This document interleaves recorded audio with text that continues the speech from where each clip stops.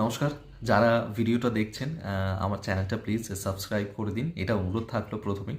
আর যে কারণে এই ভিডিওটা যে ভারত সরকারের তরফ থেকে, মোদী সরকারের তরফ থেকে ৪টে নতুন শ্রম কোড কার্যকর করা হয়েছে এবং আগে যে ৪৪টা এই শ্রম আইন ছিল তার মধ্যে ১৫টা বাতিল করে যে ২৯টা বাকি ছিল সেগুলোকে একত্রিত করে এই ৪টে শ্রম কোড করা হয়েছে এবং সেক্ষেত্রে যারা কর্মচারীরা রয়েছেন আহ, কর্মস্থলে গিয়ে তাদের জন্য আরও অনেকটা সুবিধা হবে এই নতুন ৪টে শ্রম কোড আনার ফলে।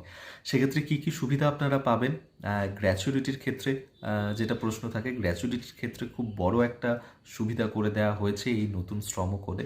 পাশাপাশি যেটা থাকে যে বেতন নিয়ে চিন্তা থাকে, বেতন অনেক সময় আটকে যায়, বেতন বৃদ্ধি হয় না, সেই সমস্ত বিষয়েও কিন্তু এই নতুন শ্রম কোডে বলা হয়েছে। এবং স্পেশালি যারা মহিলা রয়েছেন তাদের জন্য এবছরে এই যে শ্রম কোড চালু করা হয়েছে সেই শ্রম কোডে বেশ কিছু নয়া বিধি রয়েছে। কি কি সেগুলো, সেটা নিয়েই টোটালে আমি একটা ভিডিও করেছি, তার লিঙ্কটা আমি এখানে দিয়ে রাখলাম। তাই প্লিজ সেখানে গিয়ে ভিজিট করুন আর দেখে নিন পুরো ভিডিওটা, যে এই শ্রম কোডে কী কী বলা হয়েছে, কী কী সুবিধা এরপর আপনারা পাবেন। আর যারা আমার চ্যানেলটাকে দেখছেন আপনাদের কাছে একটাই অনুরোধ, যে প্লিজ চ্যানেলটা সাবস্ক্রাইব করে দিন, পাশে থাকুন। Thank you.